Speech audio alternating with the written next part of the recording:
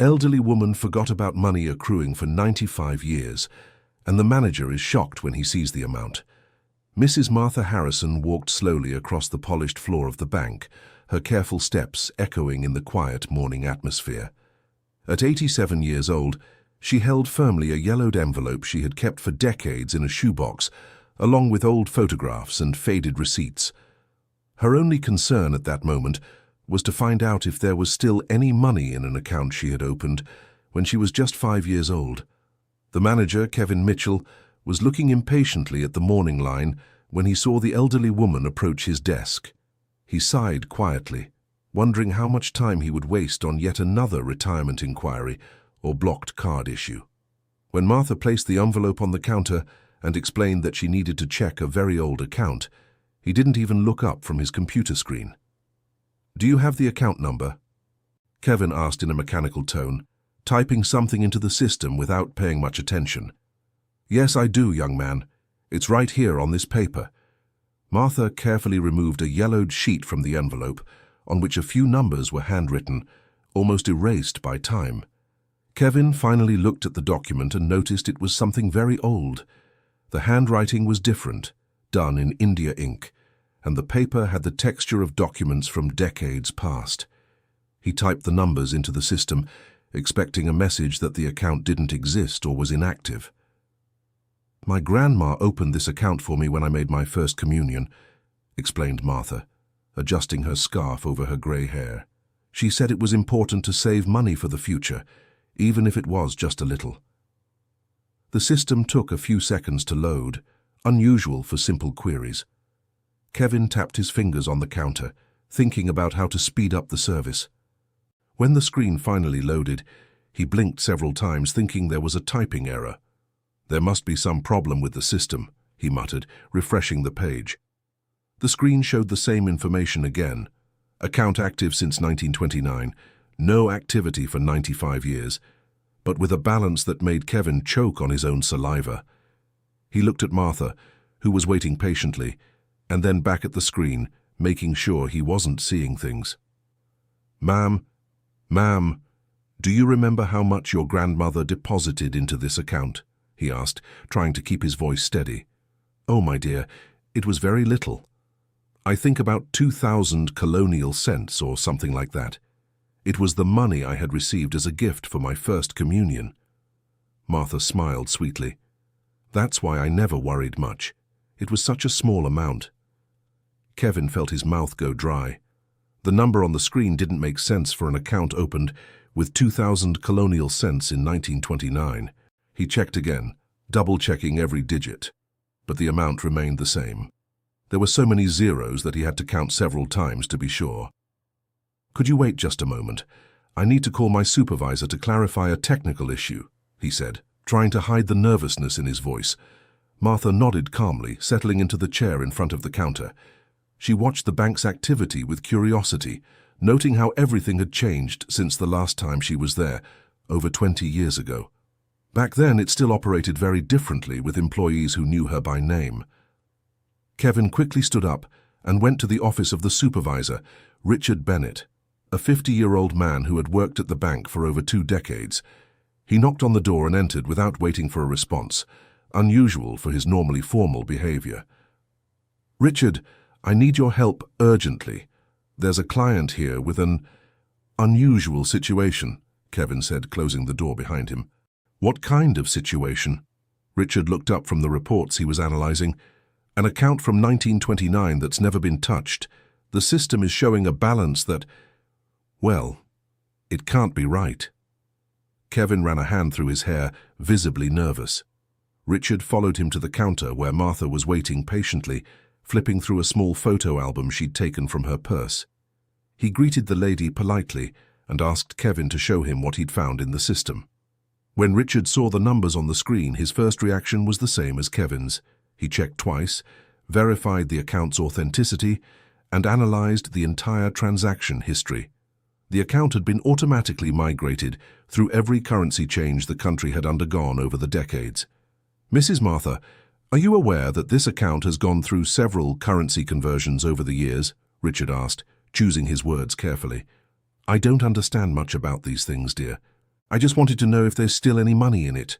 She closed the photo album and put it back in her purse. I'm behind on my rent, and I need to buy some medicine. If there's about $50 in there, that would really help me out. Richard and Kevin exchanged significant glances. The amount in the account was enough to buy not just medicine, but an entire pharmacy. They were facing a situation completely new to their banking careers. Mrs. Martha, we'll need to run some additional checks. Could you wait while we review all the documentation? Richard said, trying to buy time to process the situation. Meanwhile, other bank employees began to notice something unusual was happening. The commotion around Kevin's counter drew attention, especially when Richard decided to consult the branch manager. Across town, Sarah Harrison, Martha's daughter, was finishing up cleaning the house where she worked as a maid.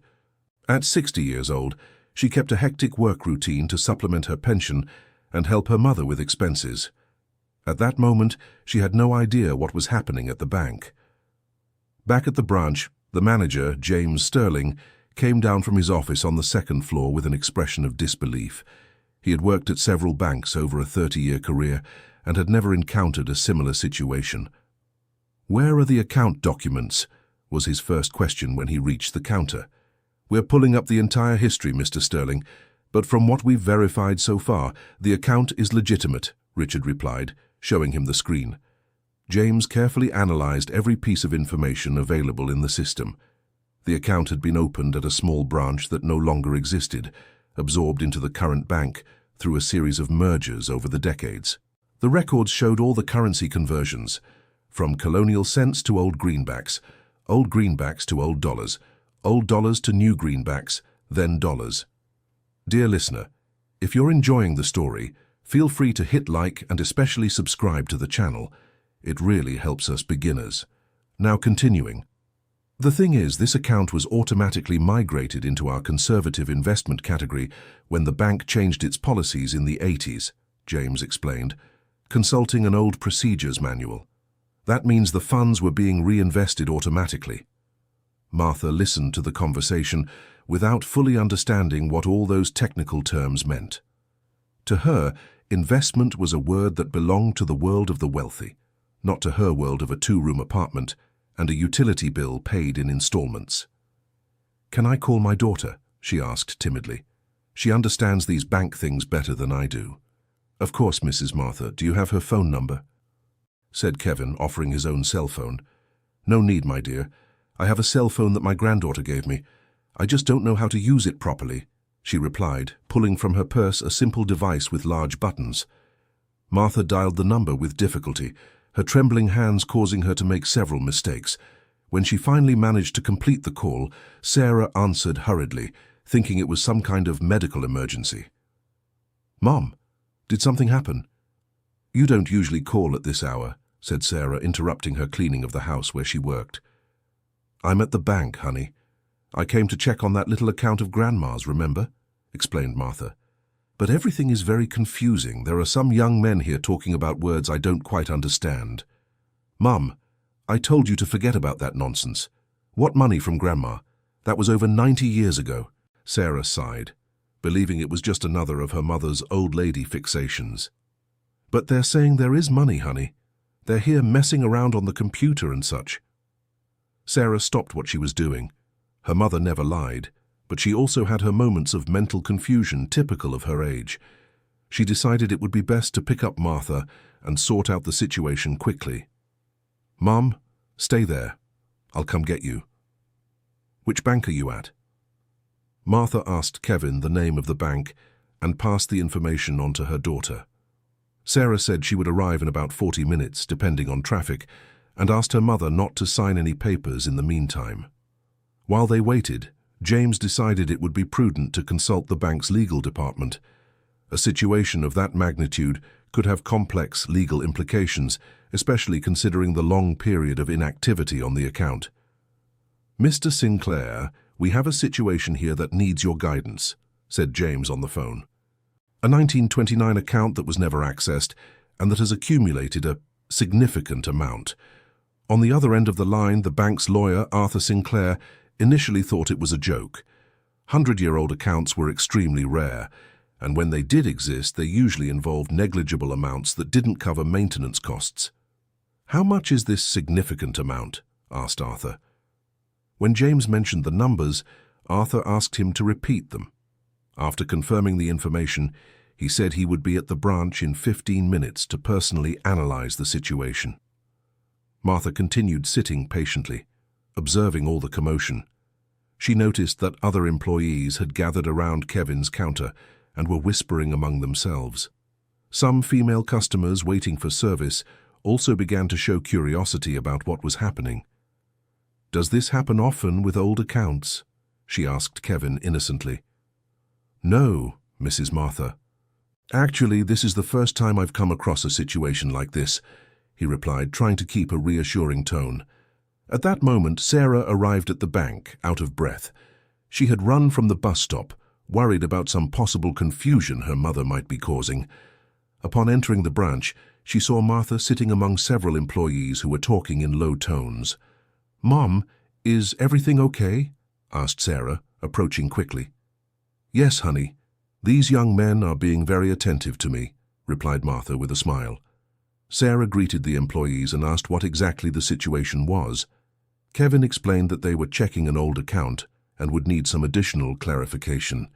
He avoided mentioning the amount, following James's instructions to wait for the lawyer's arrival.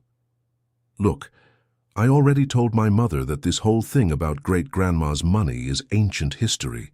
If you could explain to her that this account no longer exists, I'd appreciate it," said Sarah, clearly embarrassed by the situation. It was at that moment that Arthur Sinclair arrived at the branch, a 45-year-old man with graying hair and a demeanor that conveyed professional seriousness. James walked him over to the counter and made the introductions.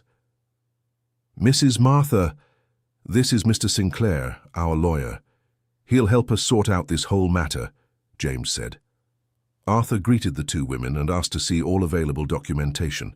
He examined the envelope Martha had brought, studied the yellowed papers, and checked the information in the bank's system. "Mrs. Martha, do you remember any other documents related to this account? Any receipts, statements, any paper your grandmother might have kept?" Arthur asked. "I have a little box at home with some of her things, but I don't know if there's anything about the bank," Martha replied thoughtfully. "It would be important to check. An account that old might have some legal peculiarities we need to clarify," Arthur explained, choosing his words carefully. Sarah began to realize the situation was more serious than she had imagined. The presence of a lawyer and the attention of several employees indicated this wasn't a simple misunderstanding. "Excuse me, sir." "Exactly what kind of peculiarities?" she asked, with a more respectful tone. Arthur glanced at James, who nodded discreetly, signaling that he could share some basic information.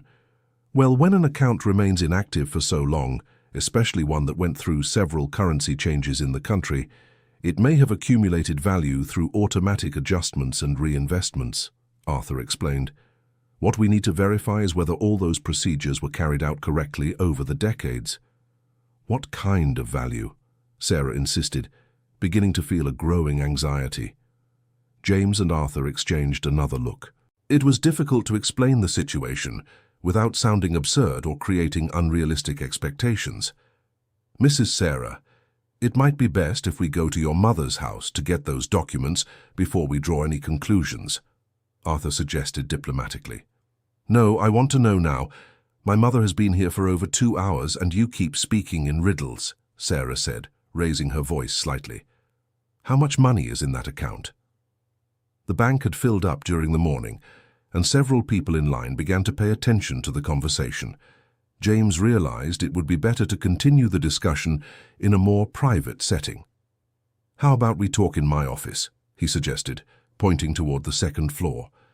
Martha slowly stood up, putting her papers back into the yellowed envelope. Sarah helped her, still visibly tense about the whole situation.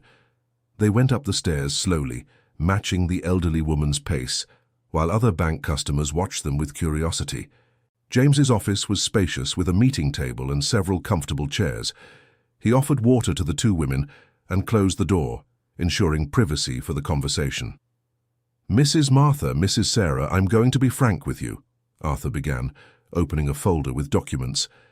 The account you came to inquire about does exist and has a very significant accumulated value. How significant? Sarah asked, holding her mother's hand. Arthur took a deep breath before answering. Even for him, who dealt with large sums in his profession, the amount was impressive.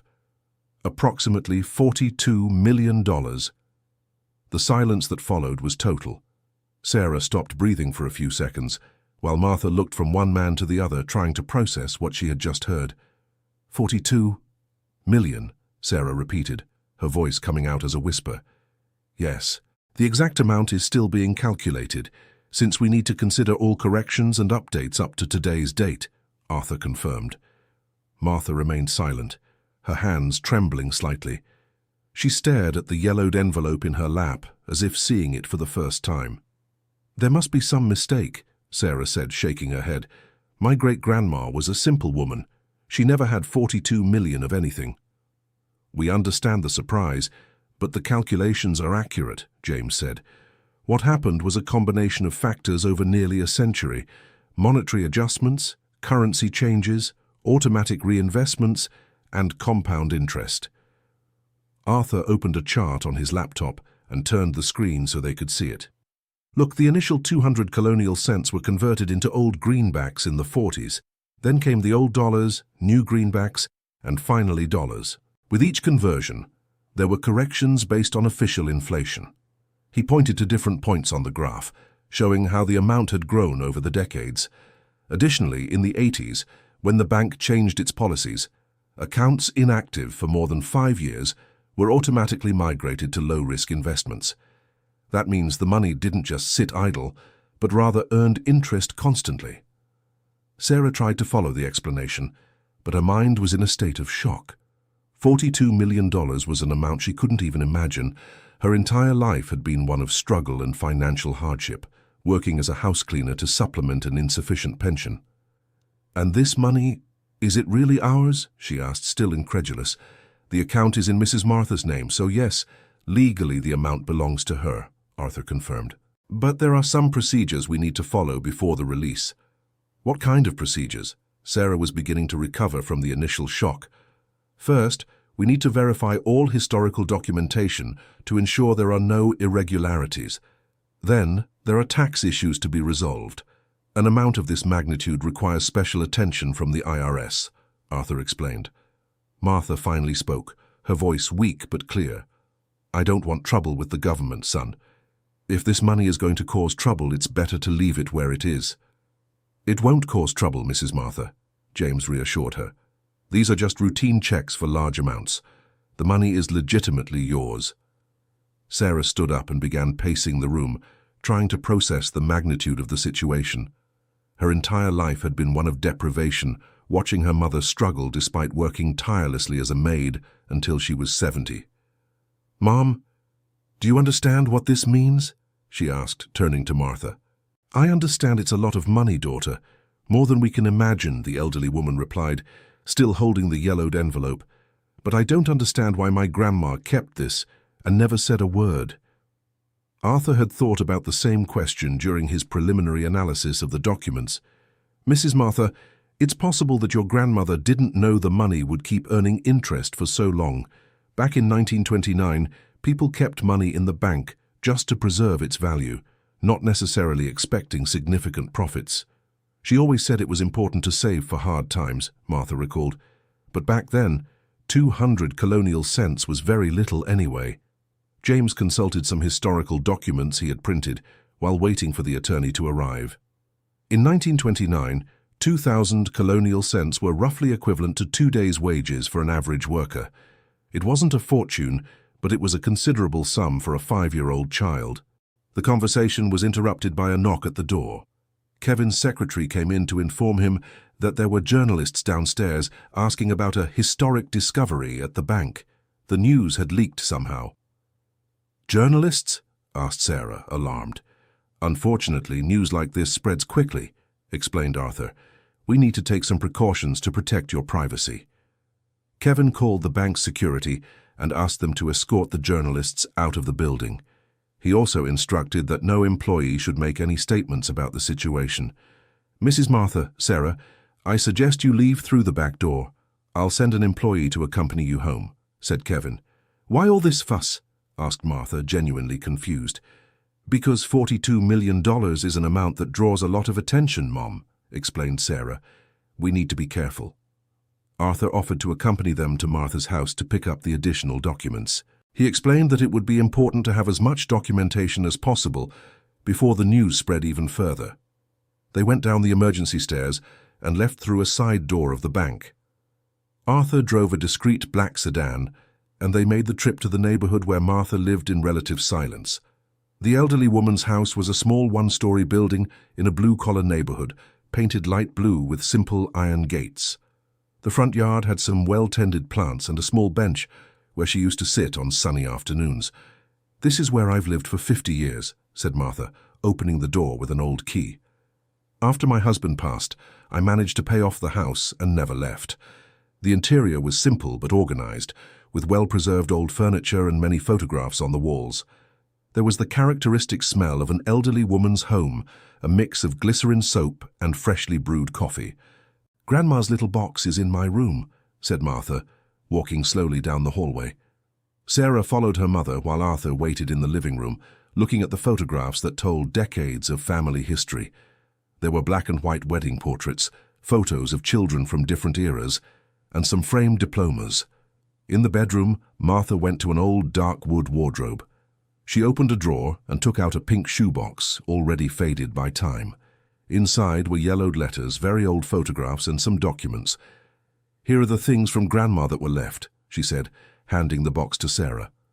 They returned to the living room where Arthur was waiting.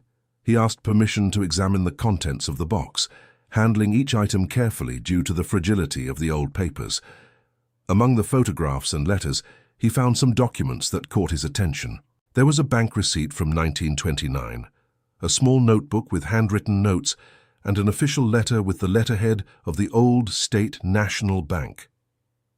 "This receipt confirms the initial deposit," said Arthur, showing a paper so old it was almost transparent.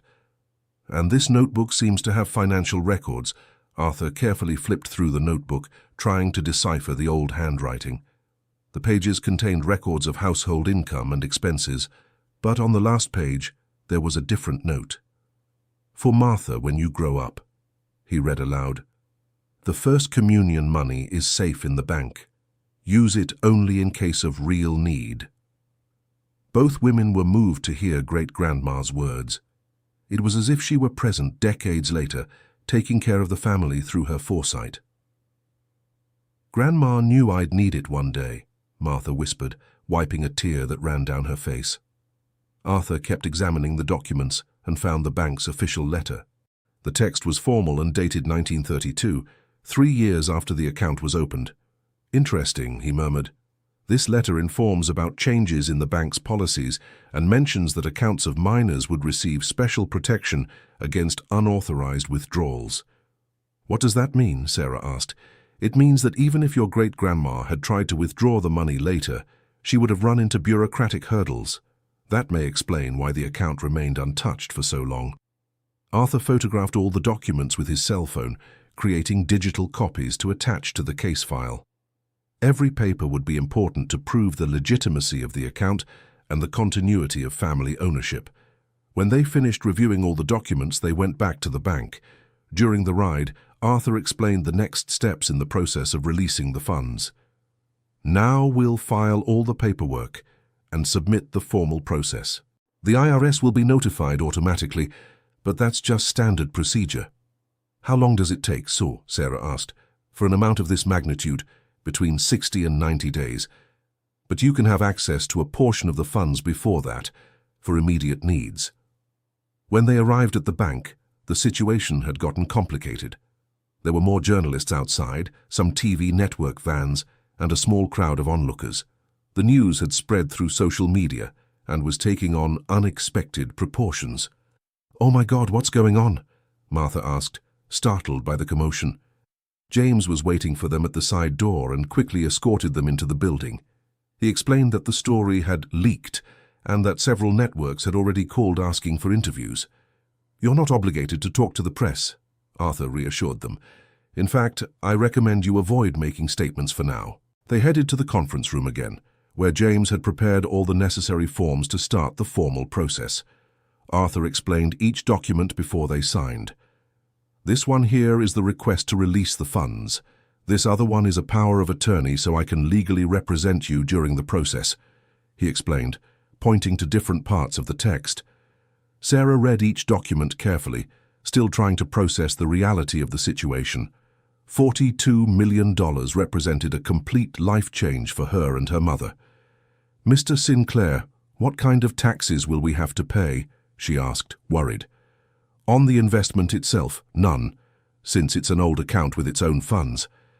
But when you start moving large amounts, there will be income tax on future earnings." James brought coffee and cookies, trying to create a more relaxed atmosphere. Martha looked tired after such an intense day full of revelations. "Mrs. Martha, would you like to rest a little?" he asked, noticing her weary expression. "I'm fine, dear. I just never thought I'd see a day like this," she replied, accepting a cup of coffee. 70 years working hard, going through tough times, and all along this money was just sitting there. Dear listener, if you're enjoying the story, go ahead and hit the like button and especially subscribe to the channel. That helps us folks who are just starting out. Now, continuing, Arthur finished organizing all the documents and created a specific folder for the case. He explained that he would personally oversee the entire process and that they would be informed about each step. "One last important thing," he said. "You're going to receive a lot of proposals over the next few days. Investment managers, insurance salespeople, even distant relatives might show up. Be very careful before making any decisions." "What kind of proposals?" asked Sarah. "Miracle investments, unmissable deals, loan requests. When people find out someone has money, opportunities pop up from every direction," explained Mr. Sinclair. James agreed with the lawyer's advice. "It's important to keep a low profile and not make hasty decisions. This money took nearly a century to accumulate. There's no hurry to spend it." They finished all the paperwork when Sarah's phone rang. It was her younger brother, David, who had seen the news online. "Sarah, what's this story they're telling about our mother on the internet?" he asked, visibly agitated. "David, it's a long story. Great-grandma's account really existed," she replied, moving slightly away from the others to talk. "They're saying it's millions of dollars. Is that true?" Sarah looked at her mother, who was chatting calmly with Mr. Sinclair, and then at James, who was organizing the documents on the table. "It's true, David. $42 million. The silence on the other end of the line lasted several seconds. "I'm coming over. Where are you?" "We're still at the bank, but we're about to leave. David, please don't tell anyone yet. We're trying to keep a low profile." Of course. But I need to talk to you. This changes everything, Sarah. Everything." She ended the call and returned to the group. Mr. Sinclair had noticed her worried expression. "Problems?" he asked. "My brother saw the news online." "He's coming here," Sarah explained. "It's natural for family to want to get involved," said Mr. Sinclair. "But remember, the account is in Mrs. Martha's name. She's the only one who can make decisions about the funds." Mrs. Martha had overheard the conversation and looked concerned. "David has always been a bit nervous about money," she commented. "I hope he doesn't complicate things." They decided to call it a day and would meet again the following week to follow up on the process. James arranged a discreet exit through the bank's underground parking lot. Mr. Sinclair offered the two women a ride, sparing them from facing the journalists still waiting at the main entrance. During the drive, they planned how to handle the fallout from the news. "Ideally, you should keep a normal routine while we wait for the funds to be released," Mr. Sinclair suggested. "Avoid sudden changes in behavior or unusual spending." "Like what?" asked Sarah. "Well, if Mrs. Martha has always been a simple person and suddenly starts going to expensive restaurants or buying luxury cars, that could draw unwanted attention. Better to wait until the whole process is complete." When they arrived at Mrs. Martha's house, there was an unfamiliar car parked out front. David had arrived before them and was waiting, sitting on the garden bench. David Harrison was 55 years old and worked as a salesman at an appliance store. He had always had financial difficulties, and was constantly involved in schemes to make quick money. His anxious expression was visible even from a distance. "Mom!" He stood up quickly when he saw Mrs. Martha getting out of the car. "Is this whole story true?" "It is, my son. But calm down, I'm tired," Mrs. Martha replied, walking slowly to the front door. Mr. Sinclair introduced himself to David and briefly explained his role in the process. They went into the living room, where David immediately started asking questions about amounts and timelines. $42 million, is that right?" he asked, still in disbelief. "That's the approximate amount, yes," Mr. Sinclair confirmed. "But there are legal procedures that need to be followed before the release." "What kind of procedures? How long does it take?" David was visibly agitated. Sarah noticed her brother's behavior and tried to calm him down. "David, it's important to be patient, It's not like withdrawing money from an ATM." I know, but do you understand what this means?" said David, gesticulating excitedly. "We'll never have financial problems again. We can pay off debts, buy houses, cars." Martha watched her son with a worried expression. She knew his impulsive personality well and feared he would do something rash. "David, the money is Mother's. She'll decide what to do," Sarah said firmly. Of course, I'm not saying otherwise," he replied, trying to control his anxiety. "But Mother will help her children, right?" "It's natural." Arthur decided to clarify some important points about the legal situation. "David, it's important to understand that this process can take a few months, and even after the release it's advisable to do careful planning before any significant movement." "A few months? But why?" "The money is our mother's," David protested, "precisely because it's such a high amount. The IRS needs to verify the origin of the funds, even if it's just a formality," Arthur explained patiently. The conversation was interrupted by Martha's landline. It was a distant cousin who had seen the news on television and wanted to visit the family after years without contact. "There, it's already started," Sarah sighed. "Soon there will be a line at the door." Arthur advised Martha to be polite but discreet with the calls. He also suggested she avoid confirming information about amounts or deadlines. "The best thing is to say that you're waiting for clarification from the bank and can't give details," he suggested. David was restless, pacing the living room and constantly checking his cell phone. He had found several news stories about the case on social media and was worried about the family's exposure. "Mom, you can't stay here alone anymore. What if someone with bad intentions shows up?" he said, genuinely concerned. It was a valid concern. Arthur had thought about the same issue on the way from the bank. "Mrs. Martha, it would be prudent to take some basic safety precautions. Avoid going out alone. Don't answer the door for strangers, things like that," he advised. "I can stay here with Mom for a few days," Sarah offered, "at least until things calm down. And I can come in the morning before work, and at night too," David added. Martha appreciated her children's concern, but she also valued her independence. She had lived alone for over 20 years and didn't like the idea of feeling like a prisoner in her own home. "You don't need to overdo it. I've always lived here peacefully," she said. "But for a few days, okay?" Arthur said goodbye to the family, promising to get in touch on Monday to inform them about the progress of the process. He left his business cards and reinforced the advice about discretion. After he left, the three of them talked about the new reality. It was hard to believe that their lives had completely changed in a single day. "Mom, have you thought about what you're going to do with so much money?" Sarah asked. "I still can't fully grasp that it's real," Martha replied, stirring the cup of coffee she had made. 70 years dreaming of not being strapped for cash, and now this appears. David had pulled up a chair and sat close to his mother. "Mom, you deserve this. You worked your whole life, raised your children alone after Dad passed away. It's a blessing. Your grandma always said that God helps those who work honestly," Martha recalled. Maybe she was right.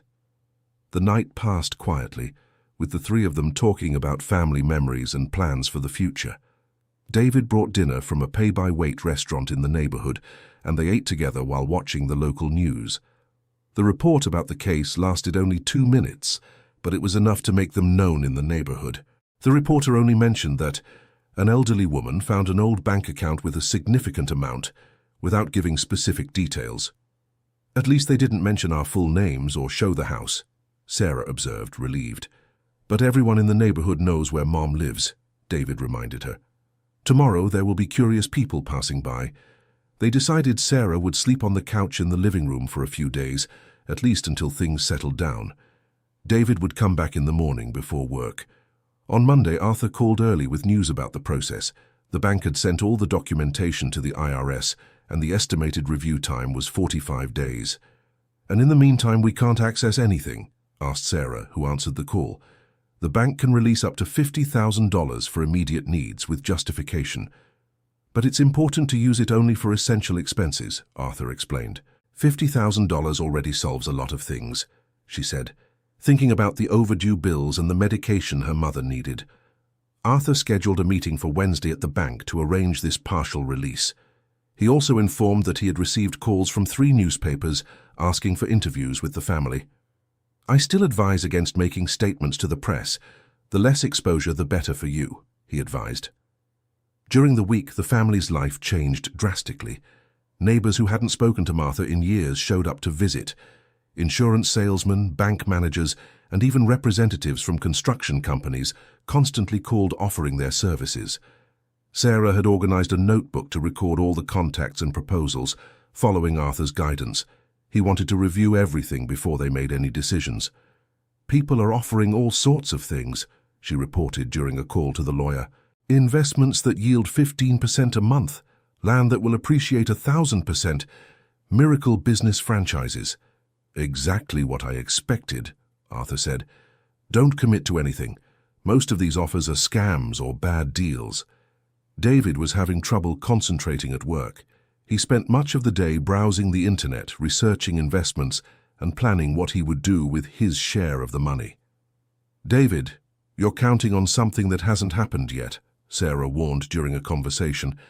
"Mom hasn't said she's going to split the money." "Of course she'll split it, Sarah. We're her children, and if she doesn't split it now, it'll come as inheritance anyway," he replied confidently. "That's very presumptuous of you. The money is hers, and she can do whatever she wants." The argument between the siblings was creating a tension that Martha noticed. She decided to bring up the subject during Wednesday's dinner. "Children, I need to talk to you about the money," she said, putting down her fork on the plate. They both stopped eating and paid full attention. "I haven't decided what to do yet. It's a lot of money, more than I can imagine. But I want you to know something. I'm not going to let this money change the way our family works." "What do you mean, Mom?" David asked. "You are my children with or without money. I always worked to give you what I could. Now I can give more, but I don't want this to turn into fighting or greed." Sarah felt a pang in her heart seeing her mother's concern. She realized she was starting to think of the money as something guaranteed, which was a mistake. "You're right, Mom. Sorry if we seem too anxious," she said, touching Martha's hand. "I just want to make sure you'll still be the same people. Money can change people, and I don't want to lose my children because of it." The conversation moved everyone. David also apologized for the excessive anxiety and promised to control his expectations better. "Mum, we're just excited because we know you'll never be in need again," he said. "But you're right. Let's take it easy." On Thursday, Arthur called with unexpected news. The IRS had issued a partial release of $200,000 for immediate use, considering Martha's advanced age and health needs. $200,000, Sarah repeated, surprised by the amount. "That's more than I expected. I think they took into account the time Mrs. Martha waited to access the funds," Arthur explained. "They scheduled a meeting for Friday at the bank to organize the transfer of funds." Arthur suggested opening a specific checking account to handle these amounts. "It's important to keep the original account untouched until the full release," he advised. On Friday, when they arrived at the bank, James received them personally in the parking lot, avoiding the commotion inside the branch. There were still curious people showing up from time to time hoping to see them. "How are you handling all this attention?" James asked as they went up to his office. "It's been hard," Sarah admitted. "Lots of phone calls, lots of people wanting to give their opinion. That's normal in these situations. But it will fade over time, James reassured them. They organized all the paperwork for the new checking account and set up security procedures. James suggested they use complex passwords and avoid online transactions until they got used to the system.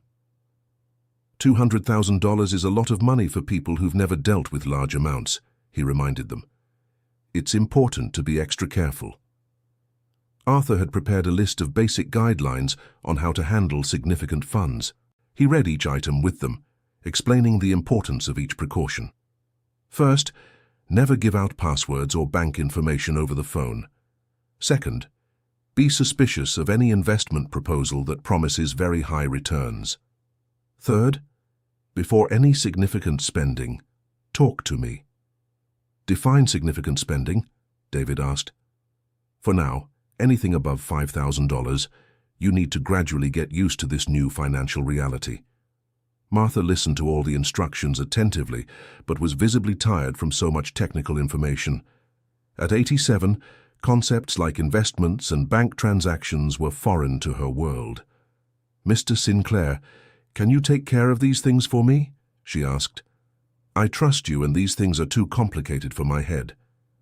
"I can guide you in everything, Mrs. Martha, but the decisions will always be yours," Arthur clarified. "We can put together a simple plan so you feel more secure." James finished organizing all the paperwork for the new account and handed over the cards and passwords in sealed envelopes. He also gave them his personal phone number for emergencies. "Any problem, any question, you can call me directly," he said, handing over his card. "You're special clients now. When they left the bank, David suggested they go out to lunch at a restaurant to celebrate." Sarah thought the idea was premature, but Martha showed interest. "It's been a while since I've eaten out," she said. "Let's go to a simple place, but let's go." They chose a family restaurant in the neighborhood where Martha had been known for decades. The owner, Mrs. Dorothy, was moved to see her after such a long time. "Mrs. Martha, what a joy to see you," Beck greeted Dorothy warmly. "I heard you had a stroke of good luck." "It's true, Dorothy. God has been very good to me," replied Martha humbly. During lunch, they talked about practical plans for the coming months. With $200,000 available, Martha could take care of several outstanding issues and significantly improve her quality of life. "First, I'm going to a private doctor to run some tests I've been putting off for years," she said, cutting into the grilled chicken she had ordered. "Then I want to fix up my teeth and maybe do a little remodeling on the house." "Good idea, Mum. You deserve to take proper care of your health," Sarah supported. David was more controlled, but still showed anxiety about the future. He had mentally calculated that even if his mother split the total amount into 3 equal parts, each one would receive over $14 million. "Mom, when all the money comes through, have you thought about how you'll organize it?" he asked, trying to sound casual. "Not yet, David. It's a lot to think about all at once," Martha replied. "But one thing I know, I'm going to save most of it. I don't need that much money to live." "Save it where?" he insisted. "Mr. Sinclair is going to advise me, maybe in investments that yield a little each month so I'll have a better income." Sarah noticed her brother was trying to understand how much money he might expect to receive. She decided to change the subject to avoid awkwardness. "Mom, how about we go to the mall and buy you some new clothes?" she suggested. "No need, dear. I have enough clothes," Martha replied. "But now you can treat yourself to a few luxuries. You don't have to skimp on everything. A habit of a lifetime, my dear. It doesn't change overnight." After lunch, they stopped by a pharmacy to buy the medications Martha had been economizing on in recent months. It was the first time in years she could buy all the prescribed medicines without having to choose which ones were most urgent. $78 worth of medicine, and I don't have to worry, she commented, storing the medications in her purse. It's a strange feeling after so long. That evening, Arthur called to inform her that he had scheduled an appointment with a private geriatric doctor for Monday. He explained it would be important to have a complete checkup before any major decisions. "Why a geriatric doctor?" asked Sarah. "Because we need to make sure Mrs. Martha is in full mental capacity to manage resources of this magnitude. It's legal protection for her." "Mom is perfectly sound mentally," Sarah defended. "I'm sure of that, but it's a standard procedure in cases like this. The medical report will protect her from any future challenges to her decisions. Over the weekend, the family received visits from several relatives they hadn't seen in years. Distant cousins, in-laws, and even Martha's older brother, who lived in another city, showed up to catch up. "It's amazing how popular you get when money shows up," Sarah commented sarcastically. Martha received everyone politely, but she was beginning to feel uncomfortable with all the attention. She valued her privacy and didn't like being the center of attention. "Dear, is life going to be like this forever now?" she asked Sarah before going to sleep on Saturday. "I think it'll calm down, Mum. People will get used to the news and stop bothering you." She tried to reassure her. "I hope so. I just want to live in peace even with all this money." On Monday, the appointment with Dr. Walter Higgins, the geriatric doctor Arthur had recommended, went very well. Martha went through a battery of cognitive and physical tests, showing she was in excellent shape for her age.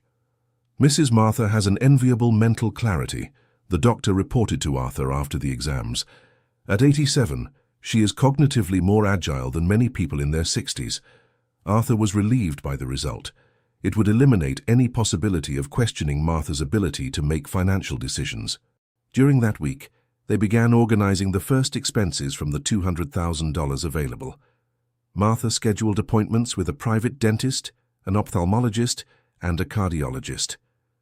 "For the first time in my life, I'm going to get a complete checkup," she said, excited. "I've always taken care of my health at the public clinic, which is good, but now I can get faster care." Sarah decided to take advantage of the situation to also take better care of her own health. For years, she had been putting off some tests because she didn't have private health insurance. "Mum, do you mind if I get some tests done too?" she asked shyly. "Of course not, dear. Health is a priority. Use what you need." David was more anxious as the deadline for full release of the funds approached. He had researched online and discovered that $42 million well invested could yield over $200,000 a month. "Mom, have you ever imagined having an income of $200,000 every month?" he commented during a dinner. "I can't imagine it, David. That's too much money for one person," Martha replied. "That's exactly why it would be good to share it with the family. That way everyone would be well off." Sarah elbowed her brother under the table, signaling him to stop pressuring their mother about it. "David, we've already talked about this. Let Mom decide in her own time," she said firmly. "I'm just saying that's a lot of money for one person. It's not pressure, it's logic." Martha noticed the tension between her children and decided to be more direct about her intentions. "Children, of course I'm going to help you. I've always helped within my means, now I can help more. But I'm not going to give everything at once. I want to be sure you know how to handle money." "What do you mean, Mom?" asked David. "You've never had much money, neither have I. You have to learn slowly. I'll give it little by little as you show you know how to use it properly." It was a wise decision that demonstrated Martha's mental clarity. Arthur had advised exactly that direction during a private conversation with her. On Wednesday, Arthur called with news about the process at the IRS. The review was progressing faster than expected, and there was a possibility of full release in about 3 weeks. "Already?" asked Sarah, surprised. "The case is being prioritized because it's a historic situation. Besides, all the documentation is perfect, which speeds up the process." Arthur scheduled a meeting for Friday to start planning the management of the funds once they were fully released. He had prepared a study on different conservative investment options. $42 million is an asset that needs to be professionally managed, he explained. Even conservative investments will yield a significant amount per month. During the meeting on Friday, Arthur presented several investment options, from safer ones to others with higher return potential. He explained each option in simple language so Martha could understand. "If we put everything in very conservative investments, you would have a monthly income of approximately $150,000 without touching the principal," he explained. $150,000 a month? Repeated Martha, incredulous. "That's right. That's more than most people earn working all year." David was doing mental calculations as he listened to the explanations. If their mother divided only a third of the total amount with her children, each would receive over $14 million. Invested conservatively, it would yield about $50,000 monthly for each one. That's a lot of money, commented Martha, thoughtfully. Much more than I need to live. That's why it's important to plan not just for yourself, but also for your family, and perhaps some causes that are important to you, suggested Arthur. What kind of causes? She asked. Well, many people in this situation choose to help charities, fund scholarships, or invest in social projects, but it's a very personal decision. Martha was thoughtful for a few moments.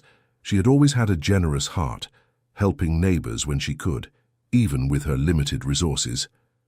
I always wanted to help more people, but I never had the means, she said. Now I can do that. Sarah was moved by her mother's comment. It was typical of Martha to think of others, even in a situation like that. Do you have specific ideas? Asked Arthur. I have a friend who works at a community daycare here in the neighborhood. They always need help, and I know several families who are struggling. Arthur noted all the observations. He explained that it would be possible to structure donations in an organized way with tax benefits. We can create a plan where part of the funds is invested generating income for you, part is available for the family, and part is allocated to social projects, he suggested. Sounds like a good idea, Martha agreed. David was a little worried about the possibility of his mother donating too much money to charity, but he didn't want to openly express that. Mum, it's nice that you want to help others, but it's important to make sure first that you and the family are well taken care of, he said diplomatically. You're right, David. First, let's organize our lives. Then we'll think about helping others. Arthur suggested they have weekly meetings to discuss the planning gradually. It was too much information to process at once. Haste makes waste, he said. We need to make well-considered decisions. The following Monday, Arthur called with the news everyone was waiting for. The IRS had completed the analysis and authorized the full release of the funds. It's official, he said, barely containing his excitement. The money can be transferred starting this Wednesday. Sarah screamed with joy when she received the call. David, who was visiting his mother, also celebrated. Martha remained calmer, still processing the magnitude of the situation. $42,863,412, Arthur informed with the exact amount. That's the final total after all corrections. It was even more money than the initial estimate. Arthur explained that the latest monetary correction adjustments had been favorable. They scheduled for Wednesday morning at the bank to organize all the transfers. James had reserved the bank's VIP lounge to ensure privacy during the process. You'll need a relationship manager specialized in high net worth, Arthur informed.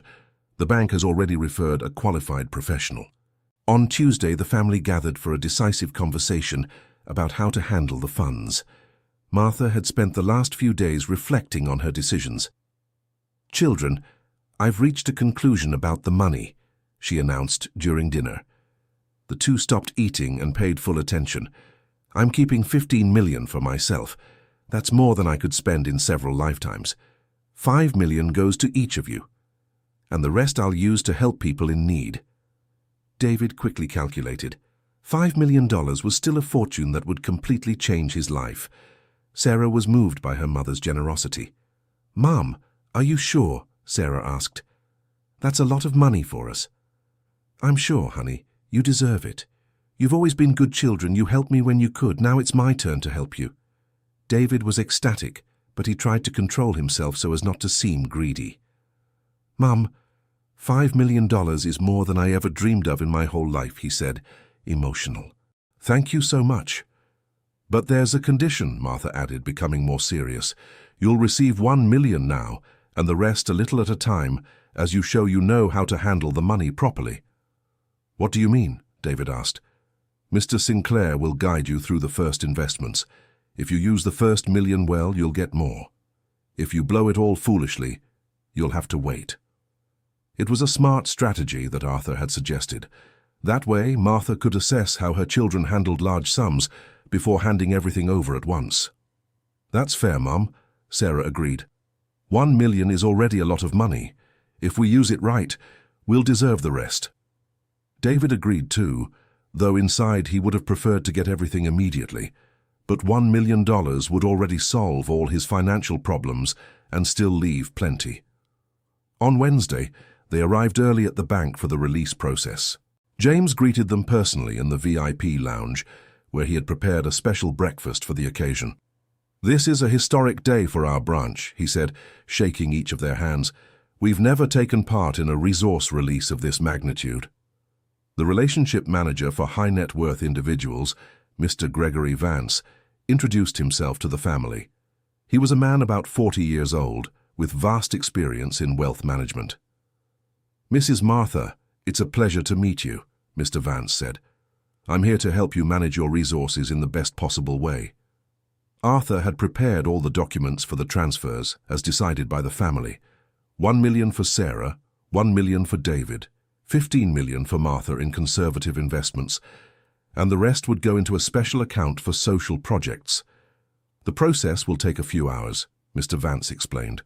"There are several transfers, and each one needs to be authorized individually." While they waited for the transfers to be completed, they talked about plans for the coming months. Martha wanted to start the social projects gradually, first identifying the most urgent needs in the neighborhood. "I'm going to talk to Mrs. Gladys at the daycare center to find out what they need most," she said. "And there's Mrs. Mildred, who has an eye problem and can't afford the surgery." "Mum, you're going to become the Mother Teresa of the neighborhood," Sarah joked. "I don't want to become anything. I just want to help those in need, like I've always wanted to." Around noon, Mr. Vance confirmed that all the transfers had been completed. Sarah and David now each had $1 million in their accounts. Martha had 15 million invested in conservative funds, and more than 20 million were allocated to the social projects. "It's done," Mr. Vance announced. "Mrs.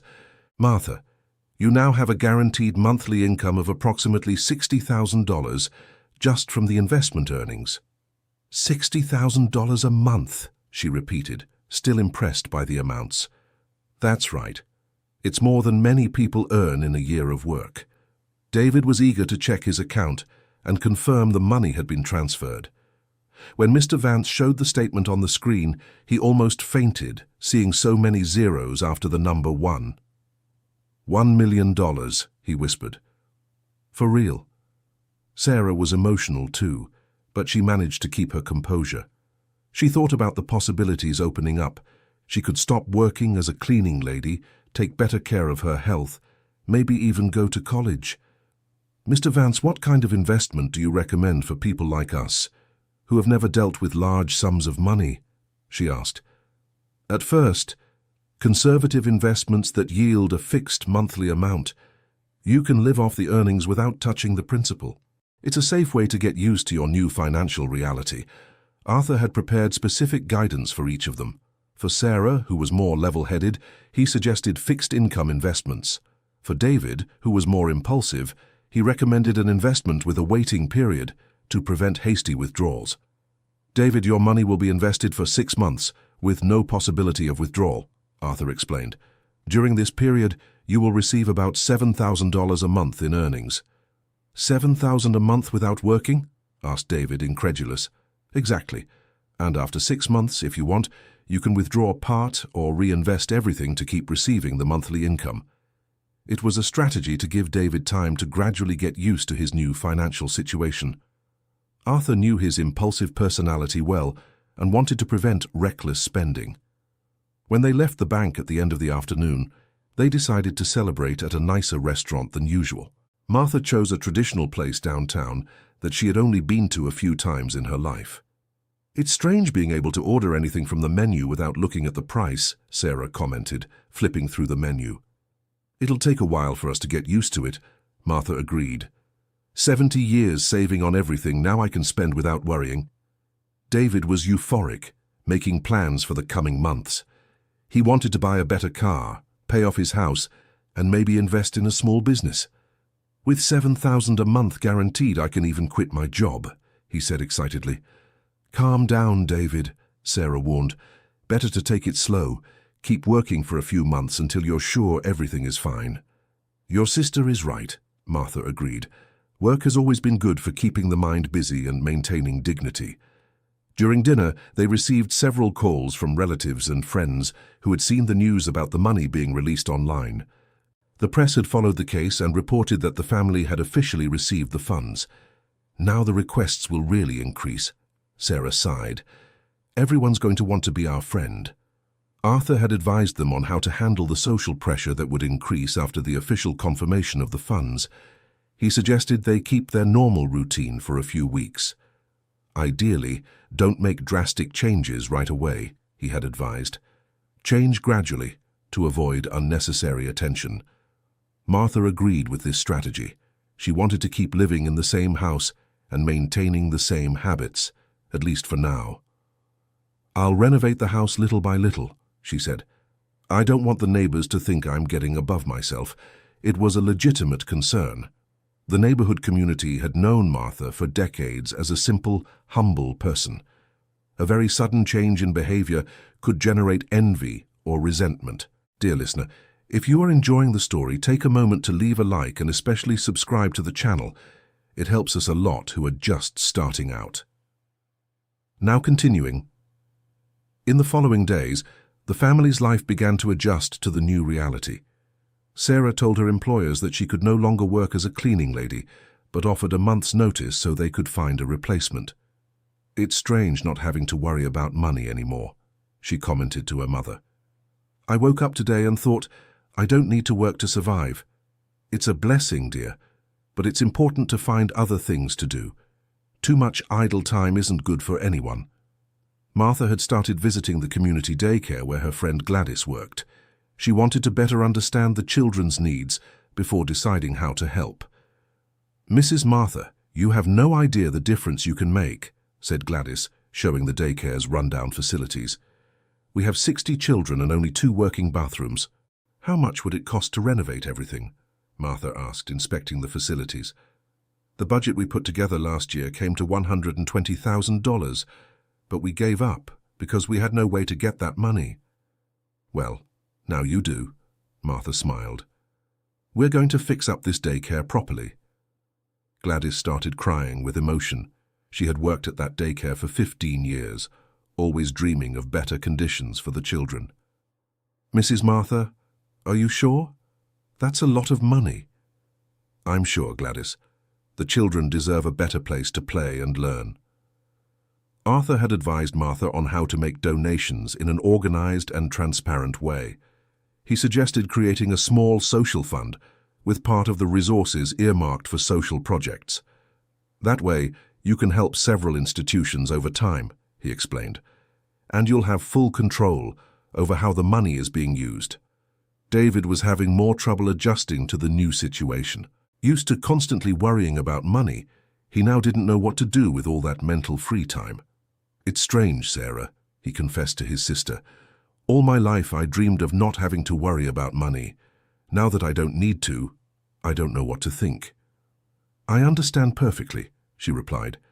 I'm feeling a bit lost too. It's like a problem that's always been there, just vanished. Arthur had mentioned that this confusion was common in people who received large sums suddenly. He suggested they look for new activities that would give their lives meaning. Money solves financial problems, but it doesn't create a life purpose, he had explained. You need to discover what you want to do now that you have financial freedom. Sarah decided she would use part of her free time to study.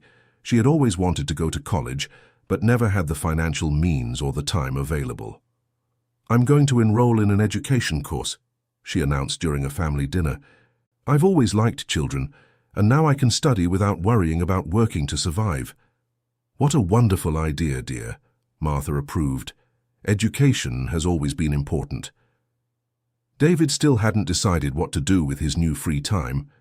He thought about investing in some business, but Arthur had advised caution with investments in their own companies. The failure rate for new businesses is very high, Arthur had warned. It's better to start by investing in companies already established in the market. 2 weeks after the funds were released, the first renovation planned by Martha began. The community daycare would receive completely new facilities, modern bathrooms, an expanded kitchen, a play area, and a small library. The children got excited when they heard about the renovation, Gladys told Martha. They're drawing pictures of how they imagine it will look. I want to see those drawings, Martha asked, smiling. Maybe we can include some of their ideas in the project. The impact of the renovation on the community was very positive. Martha was being seen as a benefactor, and people started coming to her with other social projects. Mrs. Martha, there's a music school that needs instruments, said a neighbor, and there's a computer workshop for teenagers that needs computers. Hold on, Martha replied diplomatically. I'll take things one at a time. I can't help everyone at the same time. Arthur had advised her on the importance of setting criteria for donations. Without that, she could be overwhelmed with requests for help. Mrs. Martha, I suggest we establish some guidelines, he said during a meeting. For example, focusing on educational or health projects in your area. Good idea, she agreed, and I want to visit each place personally before deciding whether to help. A month after receiving the funds, Sarah enrolled in a teaching college. She had chosen a night course at a private university near the neighborhood where they lived.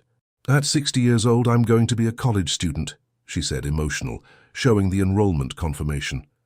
I never thought this would be possible. It's never too late to learn, Martha encouraged. I'm proud of you, dear. David was still adjusting to the routine without work. He had quit his job at the appliance store and now spent his days planning investments and visiting his mother. David, you need to find something to do, Sarah advised. Sitting around all day isn't good. I'm studying investments, he defended himself. I want to better understand how to multiply the money. Multiply it for what? She asked. You already have more than you need to live well. It was a question David couldn't answer. He had spent his whole life dreaming of becoming rich, but now that he had enough money, he didn't exactly know what to do with it. Arthur suggested he take a financial education course before making any decisions on more complex investments. It's important to understand the risks before investing in anything, he advised. $1 million can turn into $100,000 if invested wrong. 2 months after the change in their lives, the family gathered to assess how each one was handling the new situation. Martha called the meeting after noticing that David seemed anxious and confused. Kids, how are you feeling about all this? She asked during a special dinner she prepared. I'm great, Mom, Sarah answered sincerely. For the first time in my life, I can do what I want without worrying about money. I'm loving studying. And you, David? David hesitated before answering. He didn't want to seem ungrateful, but he was feeling lost. I'm fine, Mom. It's just, I don't know. It's weird not having to work. I don't know what to do with myself. It's normal, my son, Martha reassured him. A big change like this leaves you confused for sure. But you'll find your way. Arthur had explained that this kind of existential confusion was common in people who received large inheritances or prizes. The lack of concrete financial goals could create an emotional void. The money solved your problems, but it didn't create new dreams, he had explained.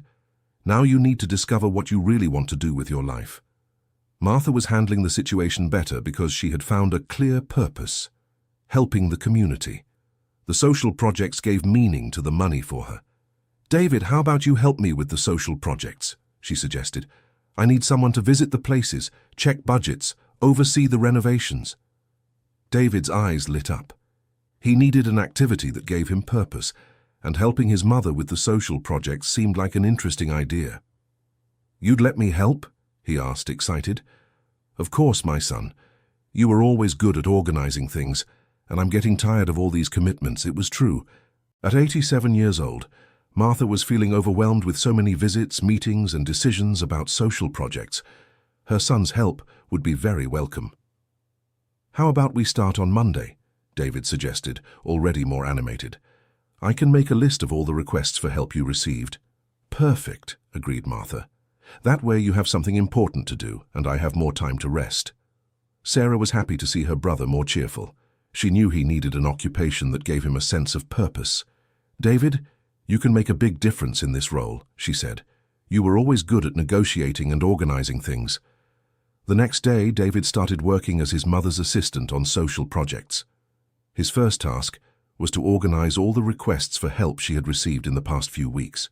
Mom, there are requests to renovate a sports court, buy medical equipment for a public clinic, renovate a city library, and even help a youth orchestra buy instruments, he reported after analyzing all the requests.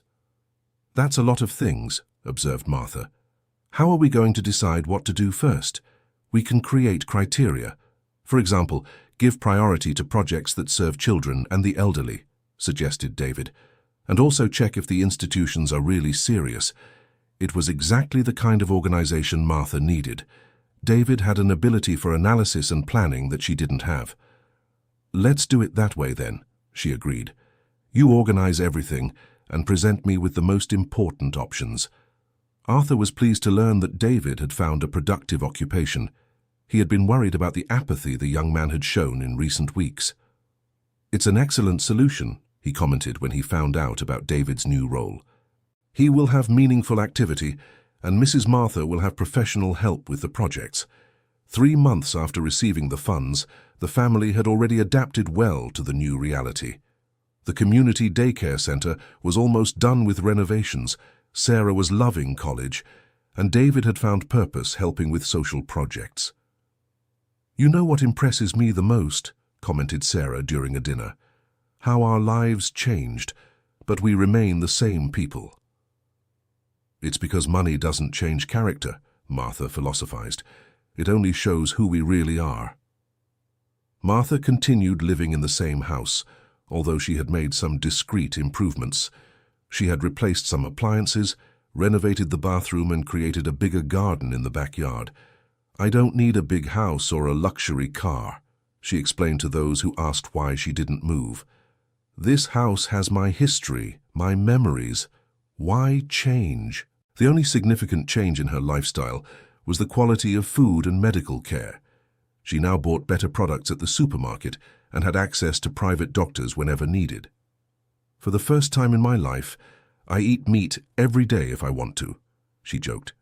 And I don't have to choose between sugar and coffee at the supermarket. Sarah had moved into her own apartment, but close to her mother's house. She wanted independence, but without moving away from family. It's good to have my own space, she said, but it's also good to know I can visit Mom every day. David had paid off his house and made some renovations, but also chose to maintain a simple lifestyle. He had learned through his work with social projects that happiness was not related to extravagant spending. Seeing happy children at the renovated daycare is worth more than any luxury car, he commented.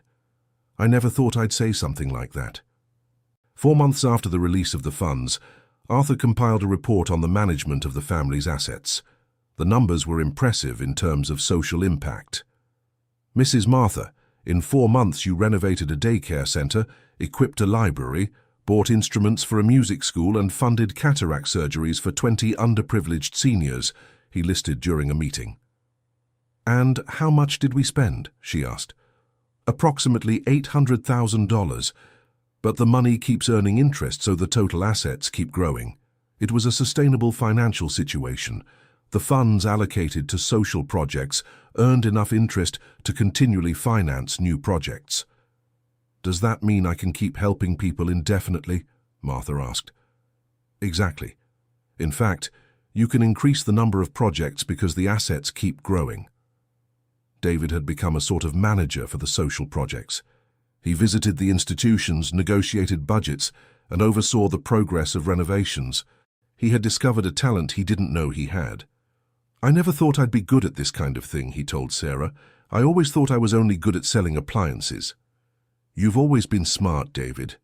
You just never had the chance to show it, she replied. Now you can use that intelligence for important things.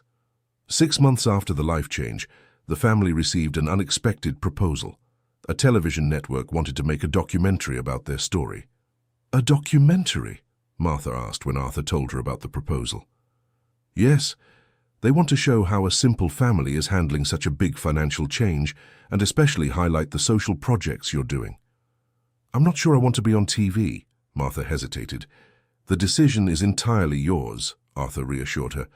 But it could be a way to inspire other people with resources to also start social projects. Sarah and David supported the idea, thinking it could be positive to show how the money was being used to help the community.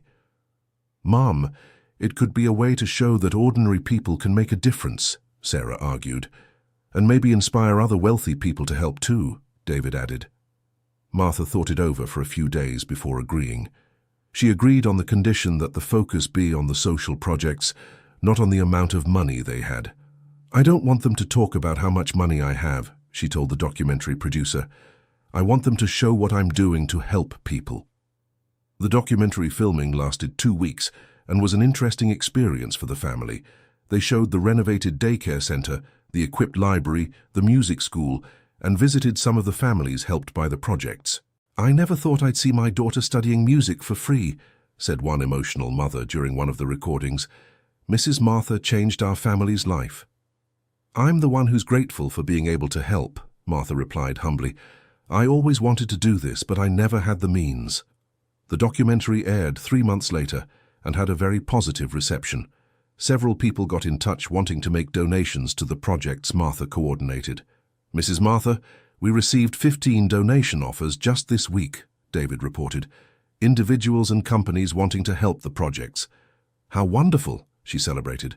"Now we can help even more people." Arthur advised on how to organize these third-party donations in a legal and transparent way. He suggested creating a small social organization to manage all the funds. "That way, you'll have full transparency on how the money is being used," he explained. "And you can issue receipts for the donors." 1 year after the discovery of the bank account, the family's life was completely transformed, but in a balanced and conscious way. Martha had become a reference in philanthropy in the region without ever losing her humility. "What I'm most proud of isn't having the money," she said during an interview for a local newspaper. "It's being able to use that money to make a difference in people's lives." Sarah was in her 2nd semester of college and was already planning to pursue postgraduate studies in special education. She had discovered a passion for teaching that she didn't know existed. "When I graduate, I want to work at the daycare center that Mom renovated," she said. "I don't need the salary, so I can work because I enjoy it." David had become a specialist in social project management. He studied in his spare time and already managed 12 different projects simultaneously. "I've never been so happy working," he confessed. "It's different when you work to help others, not just to make money." Arthur followed the family's progress with both professional and personal admiration. In 30 years of his career, he had never seen a family handle such a drastic financial change so well. "You're an example of how money can be a positive force," he said during an annual review meeting. "Most people who receive large sums spend it all in a few years." "That's because they don't know the value of simple things," Martha philosophized. "Those who have known hardship understand that happiness can't be bought with money." 2 years after the discovery, the projects coordinated by Martha had benefited more than 2,000 people in the region. The renovated daycare center served 80 children, the library had tripled its number of users, and the music school had a waiting list. "Mrs. Martha, you have changed this neighborhood," said the mayor during a tribute that City Hall held for her. "You're an example of citizenship and generosity." "I only did what anyone would do if they had the means," she replied modestly. "The credit goes to those who work on the projects every day." The original account continued to earn interest, and the family's assets grew even with all the spending on social projects. Arthur calculated that in 5 years they would have even more resources available. "It's a financially sustainable situation in the long term," he explained. "You can maintain this level of social activity indefinitely." Martha, now 89 years old, remained lucid and active, but was already thinking about how to ensure the continuity of the social projects after she was gone. "Arthur, how can I make sure these projects continue when I'm no longer here?" she asked during a meeting. "We can structure a family foundation," he suggested. "That way, your children and grandchildren can continue managing the resources for social purposes." "That's a good idea. I want this help for people to continue for many generations." Sarah had graduated in education and had indeed started working at the daycare center her mother had renovated. She didn't receive a salary, but had the satisfaction of teaching underprivileged children. "It's funny how things connect," she commented. "Great-grandma saved 2,000 colonial cents for me in 1929, and now that money is educating children in 2024. David had married a co-worker from the social projects. Jennifer was a social worker and had fallen in love with the work they did in the community. "I never thought I'd find love while working as a volunteer," he joked. "But it seems that when you do good, good things happen." The wedding was simple at the neighborhood church with a party at the renovated daycare center. Martha was radiant seeing her son so fulfilled personally and professionally. "Your son is unrecognizable," Arthur commented during the party. "From an anxious salesman to a respected community leader." "The money didn't change him," Martha corrected. "It just gave him the chance to show who he always was." 3 years after the discovery of the account, the family's story had become legend in the region. Martha was known as the grandmother of the neighborhood and was constantly sought out by people in need of help. "Mrs. Martha, there's a family that lost their house in a fire," reported David during a weekly meeting. "And there's a young man who passed his college entrance exam but doesn't have money for tuition." "We'll help both," she decided without hesitation. "The family's house is urgent and education is always a priority." Arthur had calculated that at the current rate of spending and income, the family's wealth would be enough to sustain the social projects for at least 100 years. "Your great-grandma made an investment that will benefit the community for a century," he said to Martha. "It's an extraordinary legacy. She always said we should plant trees whose shade we will never enjoy," Martha recalled. "I think that's what she did." Sarah had started a master's degree in special education and planned to create a specialized school for children with special needs. It would be the next major project funded by the family's resources. "Mom, can we use part of the resources to build a school for special needs children?" she asked during a dinner. "Of course, honey, it's an important cause and you have the knowledge to coordinate the project." David and Jennifer had decided to adopt 2 orphan children they met through the social projects. Martha was excited about the prospect of having grandchildren to care for. "I always wanted grandchildren," she said, emotional. "And what a joy to know I'll be raising children who need a family." 4 years after the discovery, Arthur prepared a final report on the impact of the projects funded by the family. The numbers were impressive. 15 institutions renovated, 300 families directly helped, 2,000 children served in educational projects. "Mrs. Martha, in 4 years you've done more for the community than many companies do in decades," he said, presenting the data. "It's because companies want profit. We want happiness," she replied simply. The documentary about the family had won a National Journalism Award and inspired other social projects across the country. Martha received invitations to speak in several cities. "I never thought I'd be a speaker at 90, she joked, "but if I can inspire others to help, it's worth it." In her last speech, in the state capital, Martha summarized the main lesson from her experience. "Money didn't bring happiness to our family," she said to an audience of business people and philanthropists. "We were already happy before, but it gave us the chance to spread that happiness to others, and that indeed made our lives even richer." The audience rose in an emotional ovation. Many business people present committed to increasing their social investments after hearing Martha's story. 5 years after the discovery of the bank account, the family had found a perfect balance between financial prosperity and personal fulfillment. The money had been a blessing not only for them, but for thousands of people in the community. "You know what I learned in these 5 years?" Martha said to Arthur during one of their last meetings. "Money is like a seed. If you keep it, it rots. If you plant it, it feeds the whole world." Arthur smiled, impressed by the simple wisdom of the 92-year-old woman.